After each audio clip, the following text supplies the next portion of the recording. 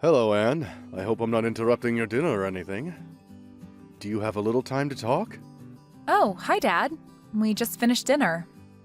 Just sitting around watching TV. What's the matter? Can I help you with something? I hope it's nothing serious. No, nothing like that. I just wanted to know what you're doing tomorrow. You and David are going to be home, aren't you? It's Friday, and I thought maybe you guys might be home.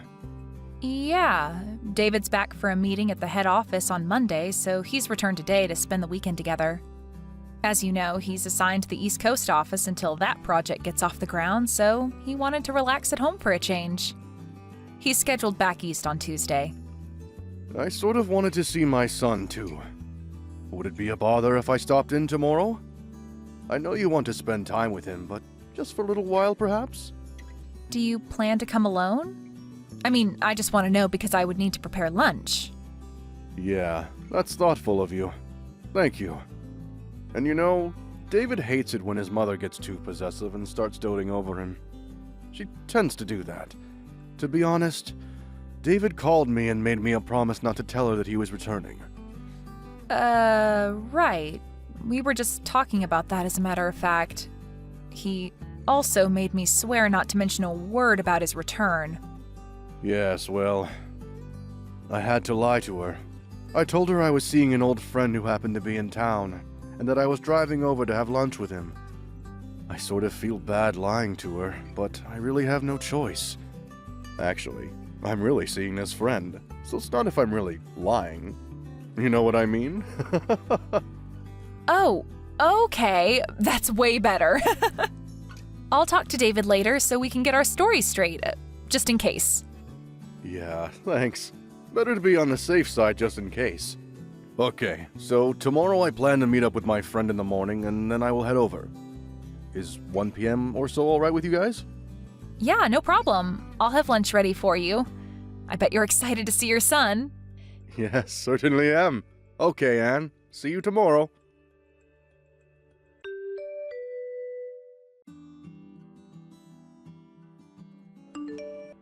Hello, Anne. Are you there?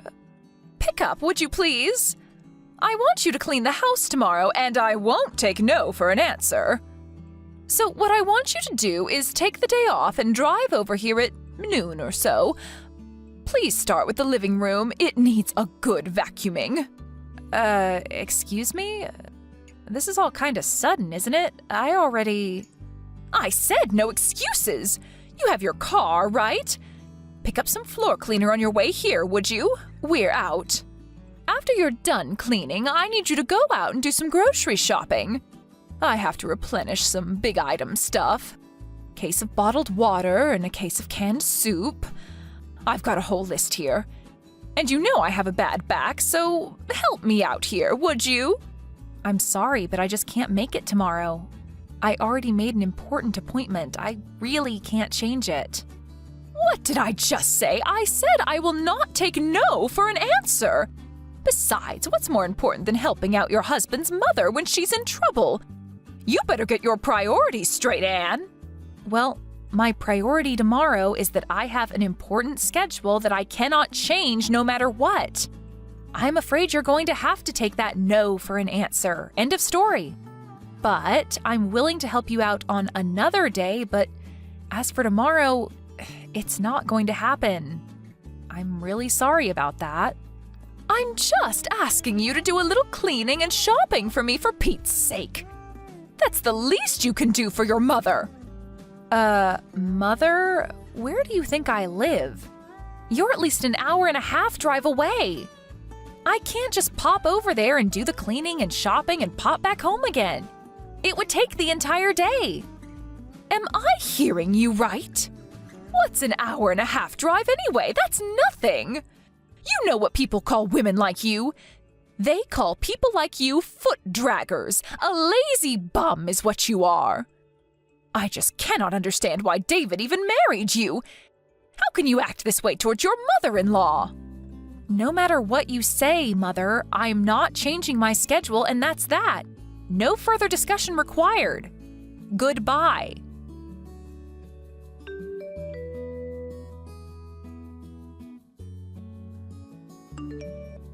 Anne, good morning. How are you?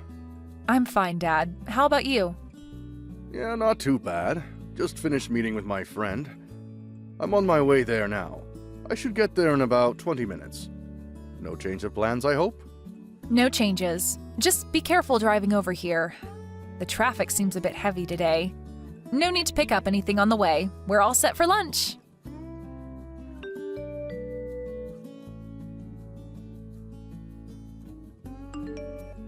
Anne, where the hell are you? I thought you would be cleaning the living room about now. I always knew you were lazy, but I didn't realize you were this much of a good-for-nothing slacker. I waited all morning for you. I never thought you would defy me so blatantly. There are consequences for your insubordinate attitude. You do realize that, I hope. The living room still needs vacuuming, and you still have to pick up all those items at the grocery store. The store's not going to be open all night. I want this done today. This is the job of the daughter-in-law. You must get over here right this minute and get to work. I want you here in 30 minutes, no ifs, ands, or buts about it. You hear me, Anne? There will be consequences if you disobey me. As punishment for defying me and not showing up as I asked, you are going to have to prepare dinner tonight, too. And I'm not talking about slapping a ham and cheese sandwich together. A proper dinner, you got that? Mother, are you finished? You were going on, and I couldn't get a text in edgewise. I thought I told you I wasn't going over there. I have another important appointment that I cannot cancel. I thought you understood. And I thought I told you to give your mother-in-law priority above all others, didn't I? I said my answer was no. And I wanted no further discussion about it. What is so hard to understand about that? You really are one cheeky woman, Anne.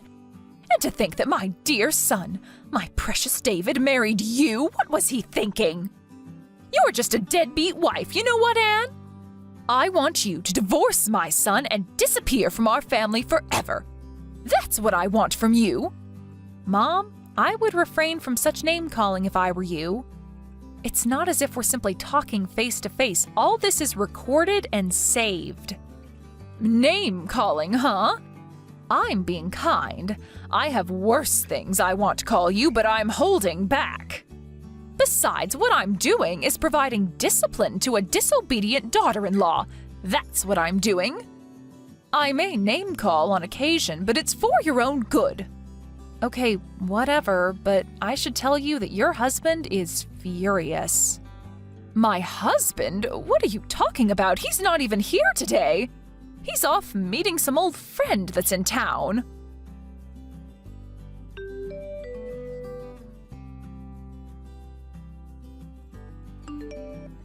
Caroline, what is wrong with...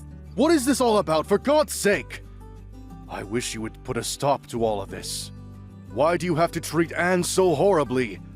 What did she ever do to you? Is that you, Robert? What is this? Why are you texting me? I'm over here at Anne and David's place right now. Anne showed me what you've been saying to her. What is this?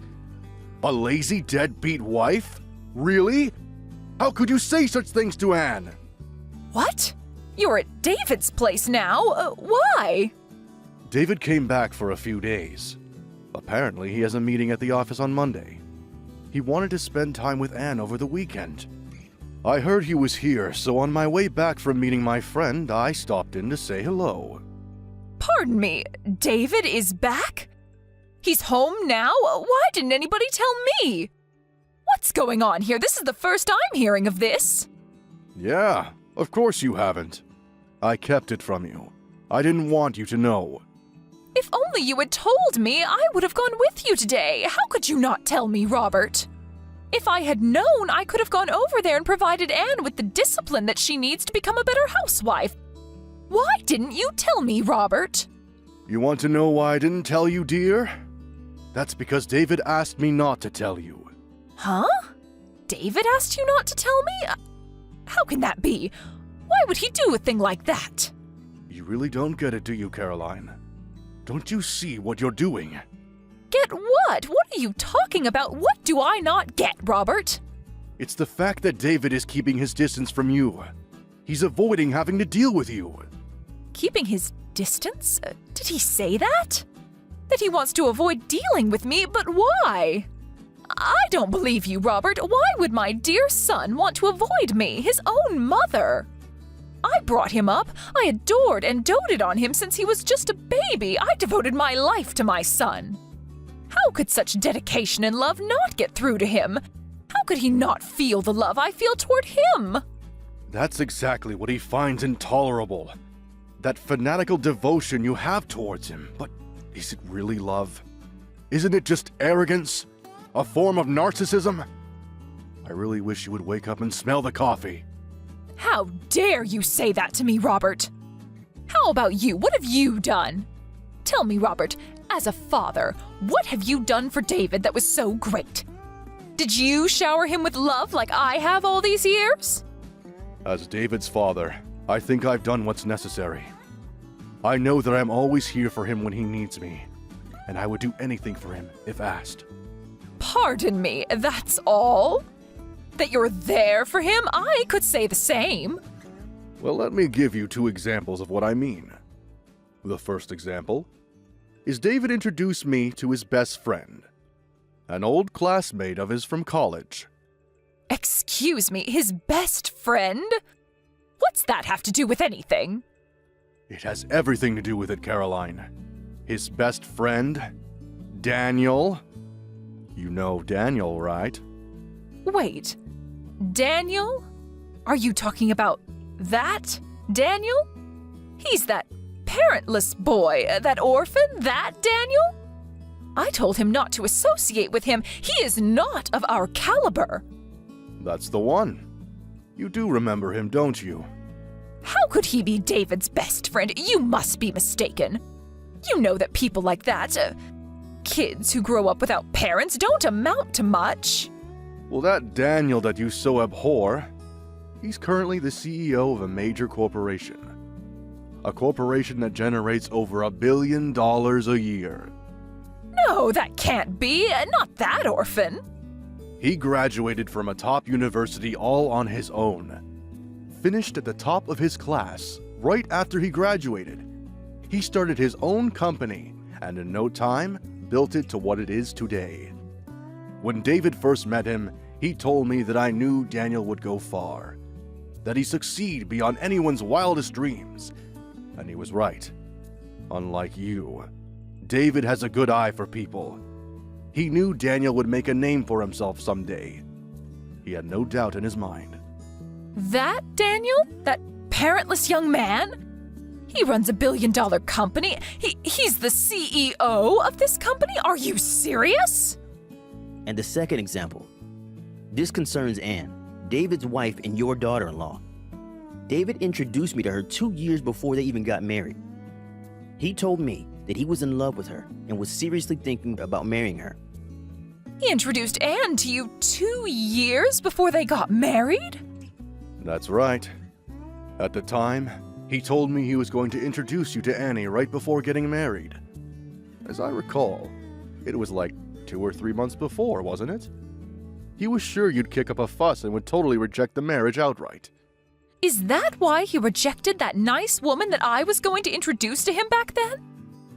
It was because he was already going out with Anne? He was already planning to marry her? Is that what you're saying? That's exactly what I'm saying. And who was this woman you were going to introduce him to anyways? You know her too. It's Sandy. From when he was in high school. You remember her. Wait a second, Caroline. That's Sandy? Are you out of your mind? Why are you so shocked? I worked with her at the mall. She's so nice and very energetic and friendly. She would have been perfect for David. Did you know that their father is a company president? Sandy is much more suited for David than Anne. Wasn't her father just some company clerk or something? I never really asked her. You're forgetting one thing, Caroline. I heard that this Sandy has 3 kids, and she's not even married, for God's sake. On top of that, they aren't even sure who the father is, and you wanted David to marry this girl? Pardon me? Where did you hear that? Not only does she have 3 kids, she's been divorced twice. I heard that her parents are so fed up that they're not even talking anymore. Is that true? You're not making that up, are you? I had no idea Sandy had... Everybody knows everybody around the area. Where have you been? I'm surprised one of your lady friends weren't gossiping about it. Your discriminatory views are apparent, Caroline. You only look at things superficially. How could you say that? Are you saying that I'm prejudiced? That was not my intention. I'm so glad that David has an eye for people. He knows good people when he sees them. If we had left it up to you to decide who David should marry, I'm sure he would have suffered the consequences. I'm glad he defied you and made his own decisions. His life would have been very different. I thought only of his happiness. I thought it was best for him, that's all. We really got off track, haven't we? I suspected that you probably had ill will towards Anne and probably call her a name or two. But this? Are you serious, Caroline? How could you call her such despicable names? Like I was saying, this was merely part of disciplining her.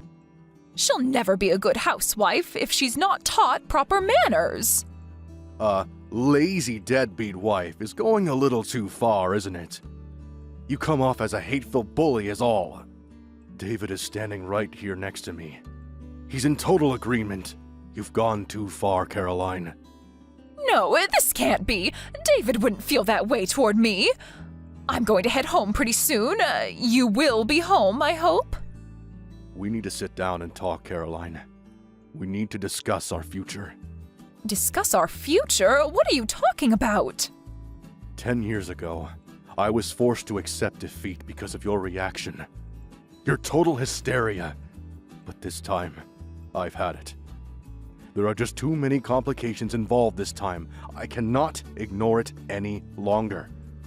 Unlike 10 years ago, my mind is set. There is no one who is going to change my mind. You can become enraged all you want. Become hysterical all you want. My decision is final. Huh? What do you mean, final? Are you serious, Robert?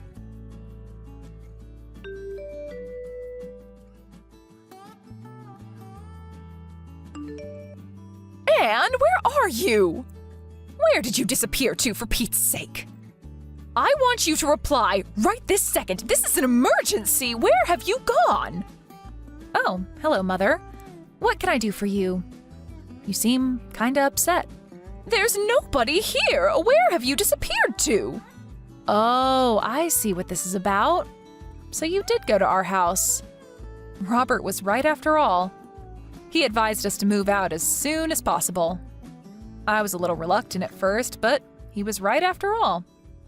I'm glad I took his advice. My husband's advice? What are you talking about? No, Caroline. He's no longer your husband. Shut your mouth! This is all his fault. All Robert's fault. He just could not comprehend the love and consideration that I devoted to David. Unlike my husband, I was always thinking of my precious son. Always. But David will come around one day. I know it. He'll look back and understand all that I did for him. I see you have not come to grips with what you did, have you? After that harsh condemnation that Robert gave you, and you still don't understand? What more do we have to do to make you see? What do you know? You have no right to lecture me. You've only been with David for 3 or 4 years. I brought him into this world and raised him to the man he is. You will never understand the bond. The almost 30 years that I spent with him. It's a never-ending, eternal bond. It was David, your devoted son, that suggested that we move and relocate. More accurately, he made the decision to take me to his current place of employment. He put in a transfer to the position back east. He wants to make it permanent, and the company agreed. You're moving there? To his current office? Seriously? What about your own job? Did you quit? No, of course not. I was permitted to work remote, so I can work from anywhere now. Very convenient, actually. I see. Well, then I will pack some things and be over there by the end of the week. I don't think so, Caroline. The address over here is not the one you were told. That was a company dorm. We found a more permanent place. What? You found a new place already? Where is this new place? I'm sorry, but I'm not permitted to divulge that information. After all, we moved in order to get away from you, so why would we tell you? You're trying to pull David and I apart! All I'm doing is obeying David's requests. As his wife, I have to obey his every command, right? Isn't that what you always told me? I can't believe that! David would never do that! You're hiding it from me! David will tell me, I'm sure of it! Okay, whatever. Think how you like. I really don't care if you believe me or not, to be honest. But if you continue to disregard David's feelings, if you continue to deny reality, I'm afraid you'll never see your son again. Pardon me? Not see my son? Not see my David ever again? There is nothing further for me to say to you, so maybe we can cut it short. What do you say? Goodbye. Wait, Anne, don't cut me off! What do you mean I won't ever see my son again? Don't you dare cut me off, Anne! You'll regret this, Anne!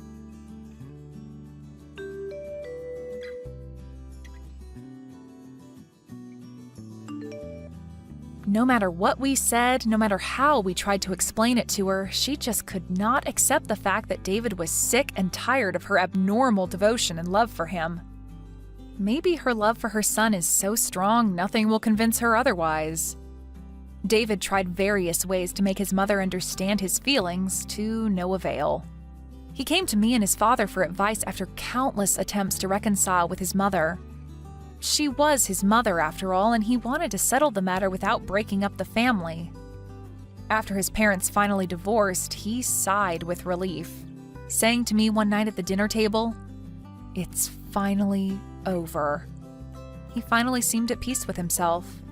My father-in-law was much the same way, apologizing for making us wait for so long. Maybe if he had had the courage to divorce her 10 years ago, all this might never have transpired. And I would not have endured such anguish. And what happened to Caroline, my former mother-in-law, you ask? I heard this from a friend of mine, and I would take it with a grain of salt. But apparently, she found a young man that looks strikingly like David. I heard she used up all the money she received from her divorce and used it all on this guy. Last I heard, she was deep in debt. She completely disregarded warnings from her friends and neighbors and couldn't stop sinking money into this guy. She's always had a bullheadedness about her. Once she latches onto something, she won't let it go. Maybe that's why she ended up losing everything she cared for. But will I reach out to help her? I'm sorry, but no thanks. I don't think she would even accept my help.